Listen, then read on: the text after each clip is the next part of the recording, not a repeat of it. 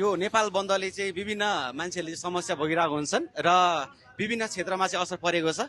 त्यही क्रममा चाहिँ हामी एकजना यहाँ समस्या भएको मान्छेको चाहिँ हजुरलाई सुनाउनेछौँ है। यो बन्द गरिरहेको छ, मान्छेले बन्द गरेर चाहिँ सडक अवरोध गरेर बन्द गरेर चाहिँ न्याय माग्ने चलन छ नि, यो चलनले गर्दाखेरि चाहिँ अहिले के दुःख पाउनु भएको छ? दुःख कति पायो कति 5 बजेदेखिको ड्युटी 12 बजे हिँड्नु पर्यो है।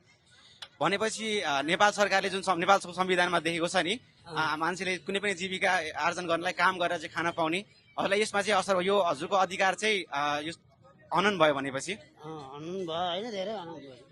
एउटाको न्यायको लागि अरूले चाहिँ समस्या भोग्नुपर्ने चलन कहिलेसम्म रहिरहने हो?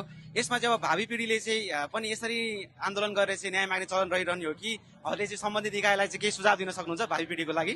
सबै चोरै चोर छ, यो कसलाई सुझाव दिने? सुझाव दिएर हामीले सुझाव दिए कसले सुन्छ र? भन्छ नि यो हजुरको झर्न लागेको पातलाई मलजल गरेर काम छैन, भावी पिँढी जुन 5 देखि 15 वर्षको एउटा हो र सबै चोर। हजुर त्यही त, भावी पिँढी 5 देखि 15 वर्षको बालबालिकालाई चाहिँ नैतिकवान चेतनवान बनाउने हो भने चाहिँ उनीहरूले त आन्दोलन नगरिकन न्याय माग्ने चलन लिएर आउँथ्यो होला नि त। सबै चोर छन्, एउटा चोर भए पो यो मिल्नु भने सबै चोरै चोर मिलेर बन्द भयो। धन्यवाद है सर।